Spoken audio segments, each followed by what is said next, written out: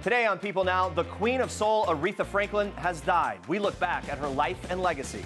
Olympic champion Michael Phelps opens up about his battle with depression. There was a part of my life I didn't want to be alive. Ariana Grande busts out some tunes with James Corden's Carpool Karaoke, and we are all about it. AnnaSophia Robb is here live with a look at her new movie, Down a Dark Hall, that will send chills up and down your spine. It's a little creepy, and it's all today on People Now.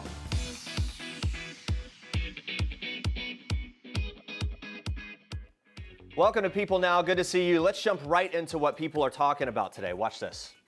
R-E-S-P-E-C-T, kind of what it means to me. R-E-S-P-E-C-T,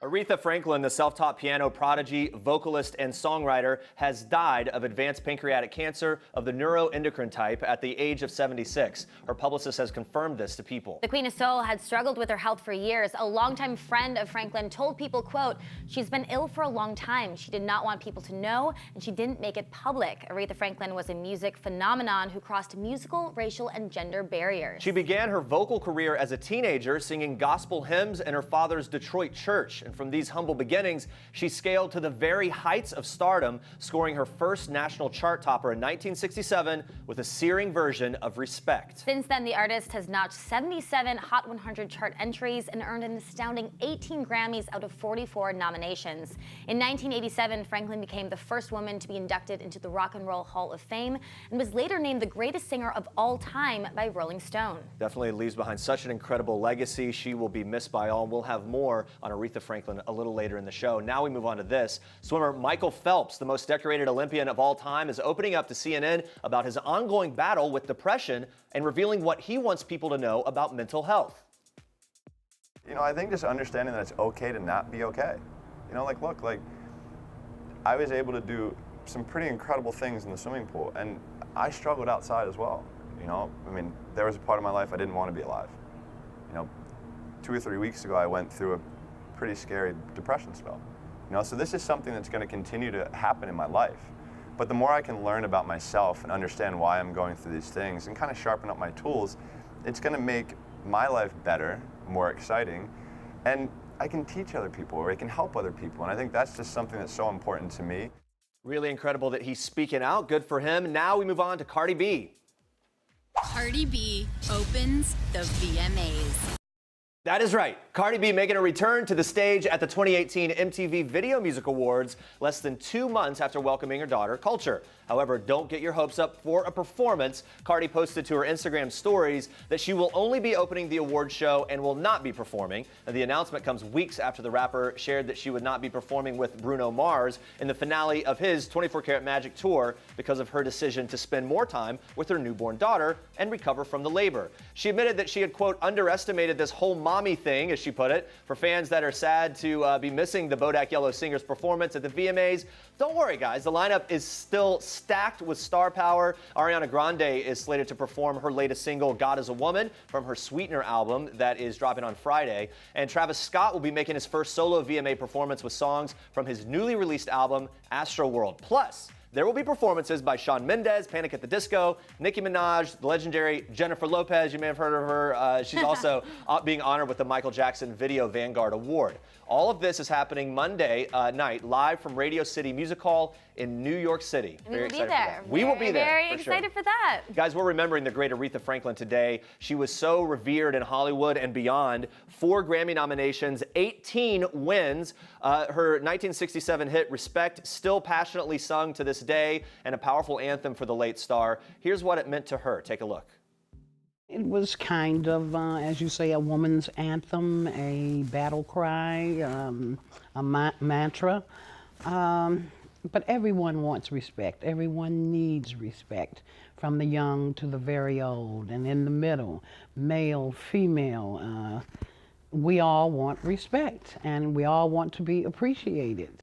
And tributes are pouring in for the late star. Billy Joel just released a statement to People saying, quote, "We have lost the greatest singer of our time. As a songwriter, I know personally how meaningful a gifted interpreter of material can be.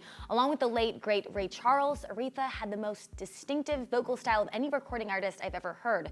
No one can replace her." Barbra Streisand posted this photo with Franklin writing, "This photo was taken in 2012 when Aretha and I performed at a tribute celebration for our friend Marvin Hamlish. It's difficult to conceive of a world without her. Not only was she a uniquely brilliant singer, but her commitment to civil rights made an indelible impact on the world." Paul McCartney posting this throwback photo of the Queen of Soul, saying in part, "Let's all take a moment to give thanks for the beautiful life of Aretha Franklin, the queen of our souls who inspired us all for many, many years. She will be missed, but the memory of her greatness as a musician and a fine human being will live with us forever." Elton John adding his thoughts, saying, "The loss of Aretha Franklin is a blow for everybody who loves real music, music from the heart, the soul, and the church. Her voice was unique, her piano playing underrated. She was one of my favorite pianists." Yeah, Diana Ross has also tweeted. She says, quote, "I'm sitting in prayer for the wonderful golden spirit Aretha Franklin." All right, we'll have more on this later on in the show, but for now, Andrea, you have more for us in Star Treks. Yes, switching gears here, we are kicking off Star Treks with a quick carpool pit stop. Take a look at this.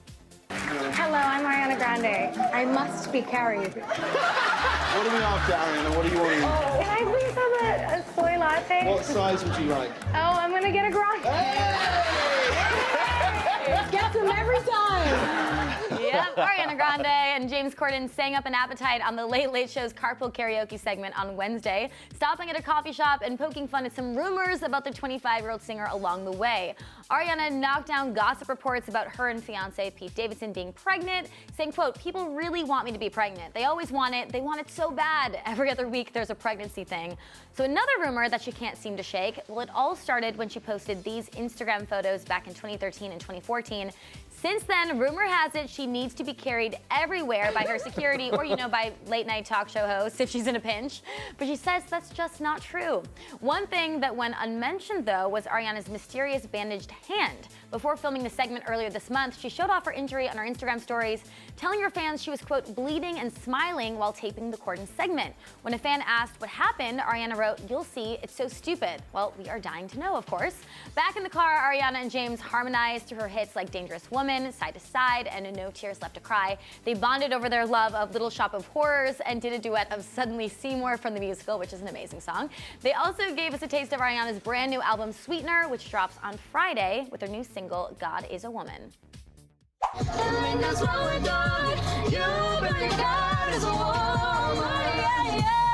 So good. All right, moving on to this. Crazy Rich Asians hit theaters in the U.S. on Wednesday, and the response has been overwhelming. Fans can't get enough of the story or its actors. Leading man Henry Golding and Gemma Chan shared what it has been like to get such positive feedback. We just came off tour from around sort of the States. We went to 9 cities.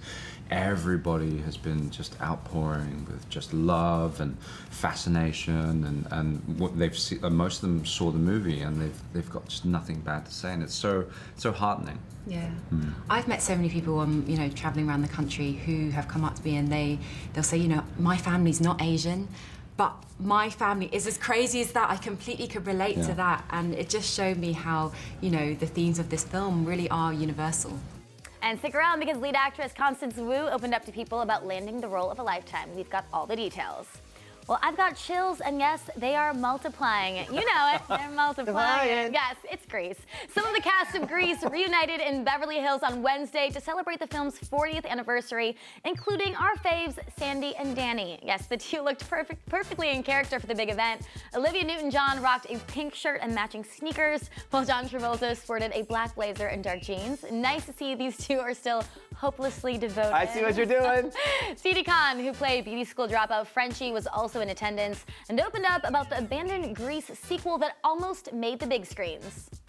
I did write a book called Frenchie's Grease Scrapbook. My son at the time was in a therapeutic nursery for autism, and to raise money, I was able to get everybody to send me photos and tell me their favorite memories, and then also I asked them, what do you think your character would be doing 20 years later? And it looked like we had a deal, Paramount, to do it. And it just took too long, and they didn't want to use these great ideas that came organically from the characters, so it didn't happen. She still has that amazing voice, and I'm so upset that the sequel didn't happen. Guess we'll just have to binge watch the original on loop. Those are your Star Tracks for today. All right, guys, stay with us. Crazy Rich Asians breakout star Constance Wu is opening up about how she got her dream role. Plus, actress AnnaSophia Robb joins us live to talk about her new film, Down a Dark Hall. Give us the deets on starring alongside Uma Thurman. All right, we're remembering Aretha Franklin's extraordinary life and career. Let's take a look at the iconic moment she sang for President Obama's first inauguration. Watch.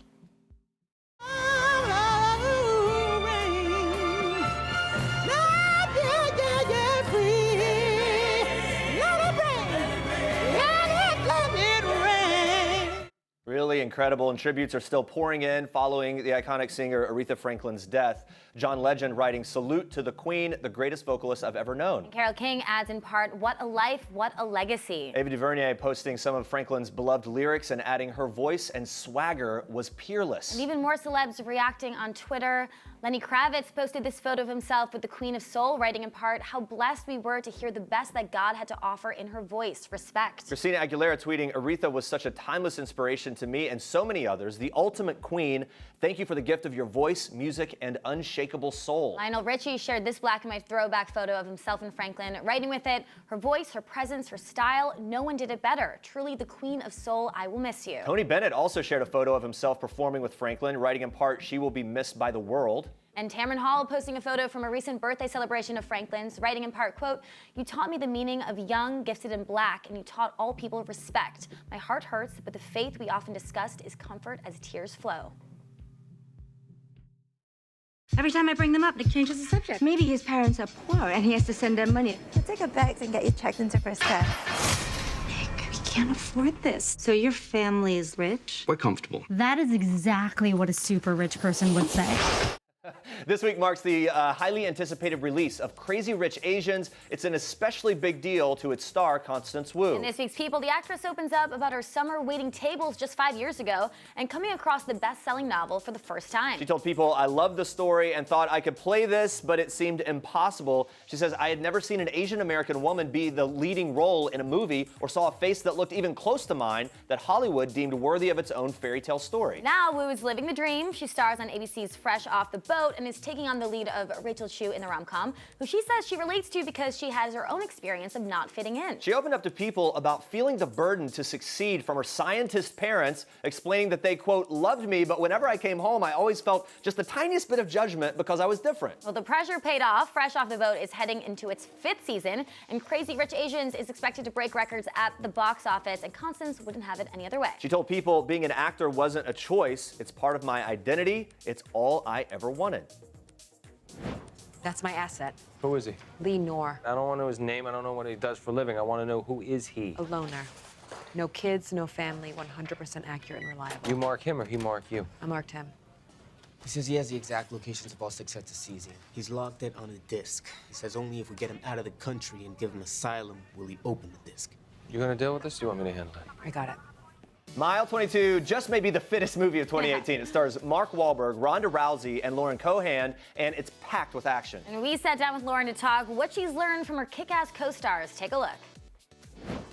It's just dedication. Like for her, she started when she was so young, and I take a lot from people like her, and from people like Mark, and from people like Iko. They're just like their craft and their expertise in fighting and in their stuff is like it's absolutely #1 priority all the time without fail. I mean, Mark gets up at 3 o'clock in the morning, exercises, plays golf, and then goes to set. That's not what normal people do, but he is where he is because he's an absolute laser-focused machine.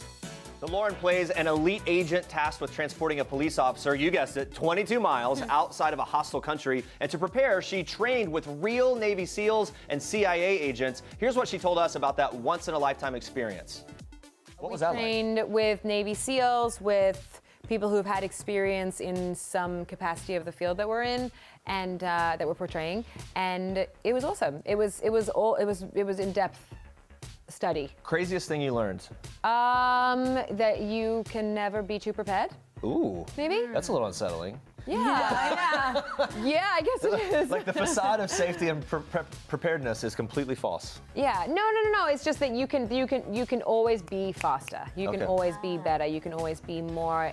You can always have more tools at your disposal. Okay. So you just stay ready.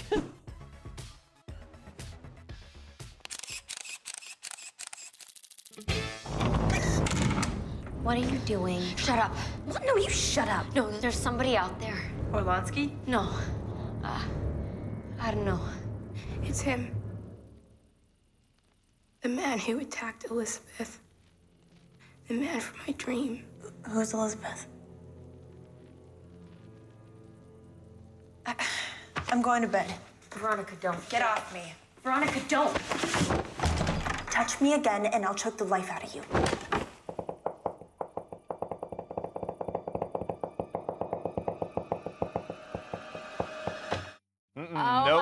What is behind the doors? Strange and terrifying things are lurking in the shadows at Blackwood Boarding School in the new supernatural thriller Down a Dark Hall. We are live with one of the movie stars who lived to tell about it, AnnaSophia Robb. Thank you for being here. Thank you, guys. I love scary movies. You do not. It's hard for me.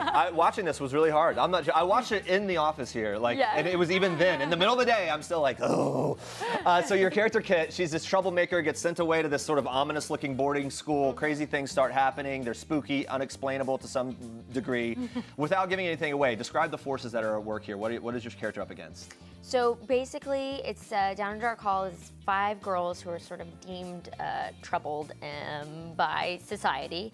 Rather than going to juvie, they get recruited to go to this mysterious boarding school where they end up developing special abilities they don't really understand, dealing in the paranormal. It's like you thought they were trouble before. Wait till just wait till the fire starts.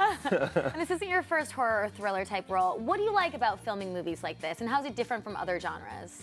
It's definitely it's a lot of fun. I think it's there's a lot of choreography and there's a lot of Rodrigo Cortez, our director. He started as an editor, so he's very specific about. Scary movies are always about thrillers, horrors. It's always about building this tension and building it in the right way over the course of the film. And Uma Thurman is in the film. She's incredible. I loved working with her. And she taught me a lot about how to sort of play into that genre, working with the director, using your body as a sort of architectural tool to heighten this sort of whatever sensibility like the suspense of it or something. Yeah. And it's funny to hear you say that because you really do such a great job of that. And overall, as a filmmaker and everything else, it carries that brooding, oh, I don't know why I'm so tense, but I am. Yeah. Which is great. Uma Thurman, as you mentioned, she plays the school's eccentric, kind of terrifying headmistress. Yeah. She's got this looming, mysterious quality in such a great way, and she does such a good job with it. I would love to know about working with her, being on set with her. First question is, what's her, most unique on-set habit? She likes to carry crystals. Oh, she's a big crystal person. Yeah, Spencer Pratt. Yeah, same person. What, just on a necklace or around or? No, she likes to hold them for gravity and centering. And I was kind of curious, and I said, "Hey, Uma, can I hold on? What does it do?" And I felt that. I'm not a crystals person. My roommate is, but I was like, "Yeah, I do feel grounded with this. With this It works. weird, mysterious energies at play." So multi-layered. I know. You're very vocal on Instagram about a lot of issues, specifically the Time's Up women's movement. Uma famously shared her Me Too story in the New York Times. I mean, you filmed the movie 2 years ago before these movements started to gain traction and everything. But did you kind of bond over that passion about these movements with her? Well, I think the cast is pretty much all female, so it was definitely. I mean, we had a male writer, director, cinematographer, but it was a predominantly female-driven set and cast, and so I think that was really empowering. That's one of the reasons I really wanted to do the film. It's a coming-of-age story. It's about finding your identity, standing up for yourself, standing up to authority figures who want to control sort of a dark future for you. I think so we had a lot of conversations because it took place during the election. I was actually, I have photos of all of us just crying on set during the election. Yeah, so it was kind of a dark time. Yeah. But okay, so the horror movie thing, on a different note. Yeah, it a seems- different kind of horror. Yeah, but on this note though, it feels like it's fitting for you because I think you're a bit of an adrenaline junkie. Is that, would you say that's true? Maybe a We little have bit? a photo. Look at this. We have this photo. Oh yeah, that was a couple weeks ago. I feel like that's an adrenaline-inducing situation. You tell me, what's going on? What were you thinking in that moment, right then, when the picture was taken? Yeah, so I just kept looking up and one rock to the next. That was the first time I had gone rock climbing outside back in Colorado. That's where I'm from. So one of my best friends from home, she's a big rock climber now, and she was on a rock climbing trip with a bunch of buddies. And I was like, don't look down. Yeah, and I went, okay, cool, let's do this. And I loved it, but I did not. I got to the top, and I just went, you know, I'm good now. I don't need to look at the view. I'll just go right back down and just kind of sit back. It's a weird feeling. Yeah. I love that though. I'm an adrenaline person, Yeah. so I feel you. Before we go, we have some congratulations in order. You graduated from college in May, so a little belated, but that's amazing. You've got an NYU Here you grad are. right here. Now, you've Rocking been it. working since you were 8 years old. Most people probably expect you to skip college, continue with your career. Why did you decide to go and graduate and everything? I had always planned to go to school. Education is really important to me. I went to a public high school in Denver. I stayed in school all through elementary and working. So I just love class. I love my peers. I love my professors. What's the most quintessential college experience? The only club I joined was cookies and coloring. Like that I went to regularly. What's the meeting look like? What's an experience? You color and then you eat cookies. Usually they're like political cartoons. It was a very, lots of crayons. I want to join that club. Yeah, for sure. Thank you for So being here. excited. So good to see you. Thank you, and everyone, check out Down a Dark Hall when it hits theaters on iTunes and on demand tomorrow, Friday, August 17th. Before we go, we mentioned this before, but the iconic movie Grease celebrating its 40th anniversary, Crazy. everybody. People has a poll going on Twitter asking you who your favorite Grease character is. Take a quick look at How that. did you choose? Let's see who got it. What's your I'm predicting. Oh, Sandy. Okay. Okay. I was going to go Sandy or Danny. I would say I liked Rizzo. She was fierce. AnnaSophia, favorite? Yeah, Rizzo was pretty fierce. Yeah, I would do Rizzo. All right. Guys, coming up tomorrow, actor Milo Gibson is here live promoting his new film, Breaking and Exciting. You don't want to miss that. Yes, thank you so much for watching and have a good day. See you tomorrow.